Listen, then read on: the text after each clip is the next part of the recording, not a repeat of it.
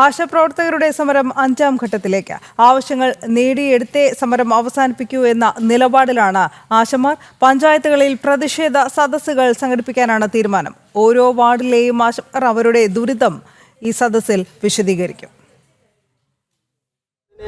സർക്കാർ നിയോഗിച്ച പറഞ്ഞിരുന്ന ഉറപ്പ് നൽകിയ കമ്മിറ്റിയുടെ അതിന്റെ അധ്യക്ഷ ശ്രീമതി ഹരിത എസ് കുമാർ IASന്റെ നേതൃത്വത്തിലാണ് ഇന്ന് അവിടെ ഞങ്ങളുമായി ഈ വിഷയം കേൾക്കാൻ അവർ തയ്യാറായത്.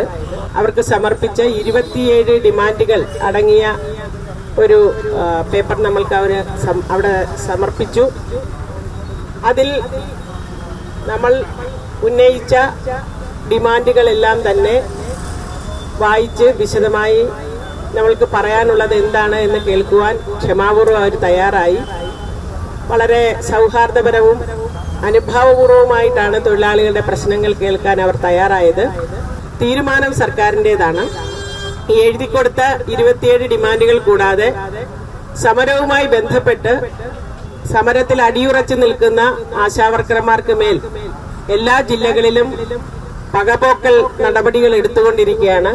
അതും ആ വിഷയങ്ങളും പല സ്ഥലങ്ങളിലും ചെയ്ത ജോലിക്ക് ഓണററി ഇൻസെന്റീവും നൽകാതിരിക്കുന്നതുൾപ്പെടെ അധിക ജോലി ചെയ്യിക്കുന്നതുൾപ്പെടെ മാനസികമായി പീഡിപ്പിക്കുന്നതുൾപ്പെടെയുള്ള നിരവധി പകപോക്കൽ നടപടികൾ പല സ്ഥലങ്ങളിലും ഉണ്ടായി വരുന്നുണ്ട്.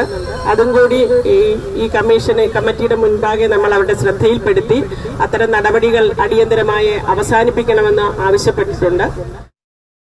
പ്രജിത് മോഹൻ ചേരുന്നു വിവരങ്ങളുമായി. പ്രജിത്ത്, വിശദാംശങ്ങൾ.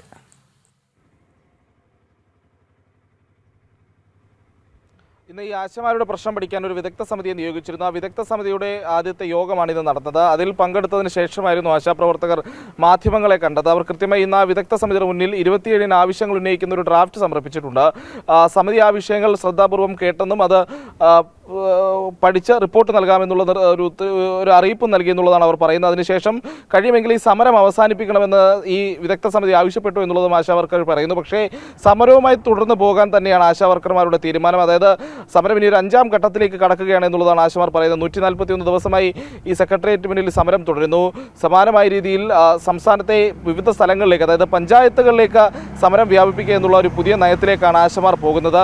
സംസ്ഥാനത്തെ എല്ലാ പഞ്ചായത്തുകളിലും ഏതാണ്ട് 1000-ഓളം പ്രതിഷേധ സദസ്സുകൾ സംഘടിപ്പിക്കുമെന്നുള്ളതാണ് ഇപ്പോൾ ആശാവർക്കർമാരുടെ 5ാം ഘട്ട സമരമായി അവർ പ്രഖ്യാപിക്കുന്നത്. ഓരോ പഞ്ചായത്തിലും ഈ രീതിയിൽ അവിടുത്തെ ആശാവർക്കേഴ്സ് അവരുടെ ദുരിതം വിശദീകരിക്കുക എന്നുള്ളതാണ് ഈ യോഗം കൊണ്ട് ഉദ്ദേശിക്കുന്നത്. നേരത്തെ നിലമ്പൂർ ഉപതെരഞ്ഞെടുപ്പിലടക്കം ആശമാരുടെ സാന്നിധ്യം വലിയ രീതിയിൽ ചർച്ചയായിരുന്നു. അവർ ആ തെരഞ്ഞെടുപ്പിന്റെ ഫലത്തെ സ്വാധീനിക്കുന്ന രീതിയിൽ ജനവിധി രൂപപ്പെടുത്തുന്നതിൽ ചെറിയ പങ്ക് ആശമാർക്കുണ്ടായി എന്നുള്ള പോലും വിശദീകരണങ്ങൾ അല്ലെങ്കിൽ വിലയിരുത്തലുകളൊക്കെ വന്നതാണ്. അപ്പോൾ സ്വാഭാവികമായി ഈ പറയുന്ന പ്രശ്നങ്ങൾ സർക്കാരിനെതിരായ വലിയ ഭരണവിരുദ്ധ വികാരം ഉയർന്നു നിൽക്കുന്ന സാഹചര്യത്തിൽ ആശമാർ കൂടി പഞ്ചായത്ത് തലത്തിൽ ഈ രീതിയിലുള്ള പ്രചാരണത്തിലേക്ക് ഇറങ്ങുമ്പോൾ അത് അടുത്ത വരുന്ന തദ്ദേശ തെരഞ്ഞെടുപ്പിലടക്കം സർക്കാരിന് വലിയ തിരിച്ചടിയാകും എന്നുള്ള കാര്യത്തിൽ സംശയമില്ല. അതിനു മുൻപ് ഏതെങ്കിലും രീതിയിൽ സമരം ഒത്തുതീർപ്പിക്കാൻ സർക്കാർ ഇടപെടുമെന്നുള്ളത് കാത്തിരുന്ന് കാണാം. എന്തായാലും ആശാവർക്കേഴ്സ് 5ാം ഘട്ട സമരവുമായി മുന്നോട്ട് പോകുന്നു. ഇനിയുള്ള സമരം ഓരോ പഞ്ചായത്തുകളിലും വിശദീകരണ യോഗങ്ങളായി സംഘടിപ്പിച്ചുകൊണ്ട് തങ്ങളുടെ പ്രശ്നങ്ങൾ സാധാരണക്കാരായ ജനങ്ങളെ നേരിട്ട് അറിയിക്കുക എന്നുള്ള രീതിയിലേക്കാണ്, എന്നൊരു സമരമാർഗത്തിലേക്കാണ് ആശാവർക്കേഴ്സ് മുന്നോട്ട് പോകുന്നത്. ശരി പ്രജിത്ത്.